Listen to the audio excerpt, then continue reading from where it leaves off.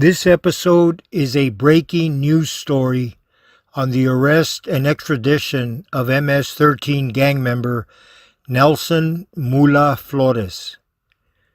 The May 20th extradition from Mexico to the U.S. of MS13 street gang leader Nelson Flores was announced yesterday by U.S. authorities and Los Angeles Times staff writer Matthew Ormseth.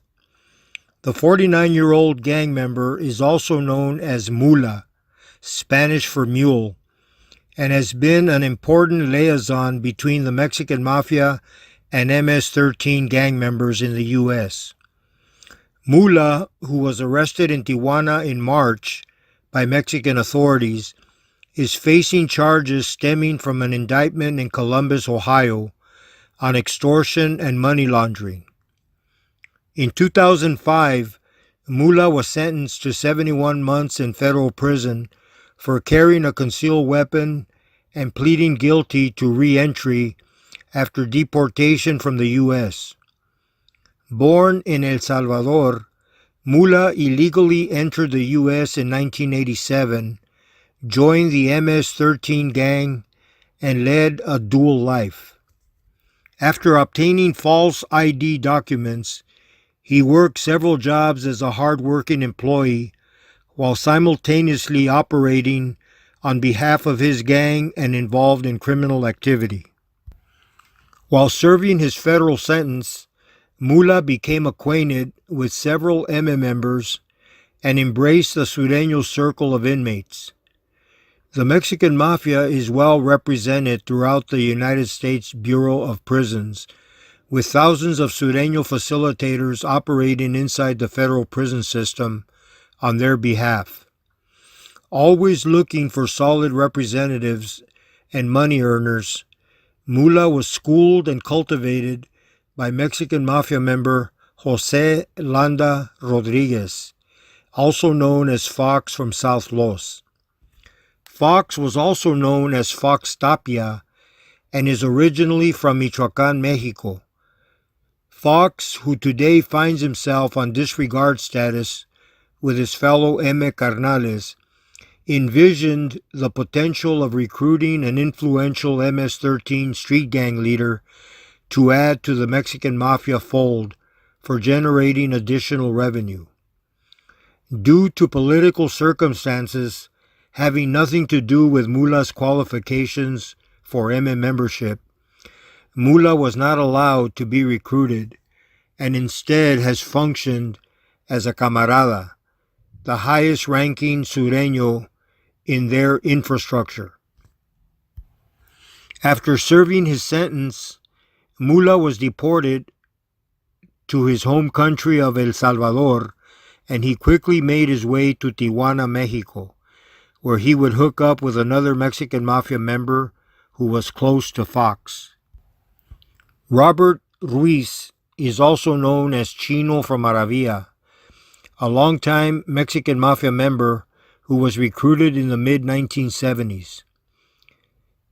He later acquired the contemporary handle of Peanut Butter, and this was his nickname when he was introduced to Mula Flores. On May 9, 2014, Peanut Butter was arrested in Chino, California, for being a felon in possession of body armor. Upon his release, he fled to Mexico and became a fugitive. Peanut Butter maintained contact with many imprisoned Mexican Mafia members in California and throughout the United States federal prison system. The use of illegal cell phones allowed U.S. EME members to conduct scheduled conference calls with Peanut Butter from their prison cells. This included Fox from South Los, who was then housed in a Kentucky federal prison, and introduced Mula to his EME counterpart in Tijuana.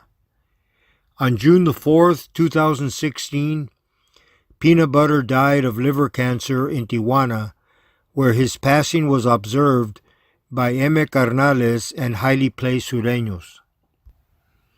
There are multiple events that continuously take place involving the Mexican Mafia and MDTOs, Mexican Drug Trafficking Organizations. The EME paves the way in the U.S., particularly in LA and Southern California, to protect the interests that intersect with EME and cartel joint ventures.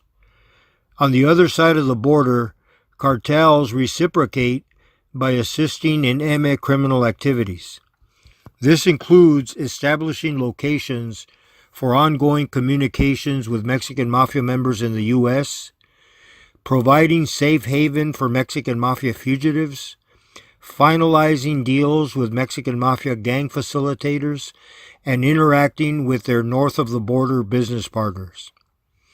Of the EME members pictured with Mula, with Peanut Butter's natural death in 2016, Mula's value to La EME and to MS13 is demonstrated by the fact he survived the EME's internal politics, which may have touched two of Peanut Butter's loyal companions. Fellow 18th Street EME members Sleeper Escalante and Thumper Tannery died mysteriously in Tijuana a few years back. Another component of the Mexican Mafia cartel relationships is highlighted in the indictment language of a previous case involving the Mexican Mafia and La Familia Michoacana. Charged as co-defendants, it revealed EME protection would be granted in California and federal prisons for cartel members and their associates upon their arrest and sentenced to prisons in the U.S. Mula Flores is a prime example of non-Mexicans who are embraced enthusiastically by the Mexican Mafia and afforded an important position in their criminal circle. Although MS13 street gang members are predominantly of El Salvadoran extraction, they have members who are from Honduras and Guatemala. They have Mexican members too. Once again, as I've said before, it's how you identify and where your loyalty lies.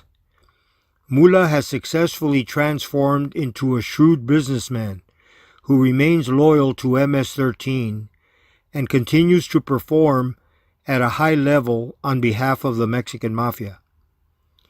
As a bigger picture begins to unfold, we will continue to track the criminal progress of Mr. Nelson Mula Flores. Stay tuned, stay safe, and God bless you all.